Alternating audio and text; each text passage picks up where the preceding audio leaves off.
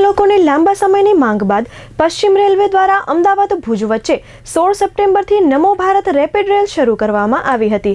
હાલમાં આ નમો Bharat rapid rail ટ્રેનને મુસાફરો તરફથી ખૂબ જ સારો પ્રતિસાદ મળી રહ્યો છે। 2.5 મહિનાના સમયગાળામાં કુલ 1 લાખ જેટલા મુસાફરોએ ટિકિટ ખર્ચીને મુસાફરી કરી છે અને રેલવે વિભાગને 3.12 કરોડની આવક થઈ છે। 16 સપ્ટેમ્બરથી 30 નવેમ્બર 2024 સુધી આ ટ્રેનમાં 1 લાખ જેટલા મુસાફરોએ મુસાફરી કરી છે। દરરોજના અંદાજિત 1300 થી 1400 લોકો આ ટ્રેનમાં મુસાફરી કરી રહ્યા છે। આમ દિવસે ને દિવસે આ ટ્રેનને સારો પ્રતિસાદ મળી રહ્યો છે। 2.5 મહિનાના સમયગાળા દરમિયાન રેલવેને આ ટ્રેન દ્વારા 3.12 કરોડ રૂપિયા જેટલી આવક કરી છે। ઉલ્લેખનીય છે કે આ ટ્રેનમાં કોઈ સીટ નંબર નથી, જેથી મુસાફરો ગમે તે સીટ પર મુસાફરી કરી શકે છે।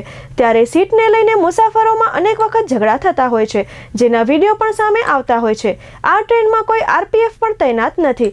જો કે આ ટ્રેન સીસીટીવી કેમેરાથી સજ્જ છે, પરંતુ ઝઘડાના સમયે સીસીટીવી દ્વારા ઉકેલ લાવી શકે તેમ શક્ય નથી। અમદાવાદ ભુજ નમો ભારત રેપિડ રેલ શનિવાર સિવાય દરરોજ અમદાવાદથી 5.5 કલાકે ઉપડે છે અને તે જ દિવસે 11:10 કલાકે ભુજ પહોંચે છે।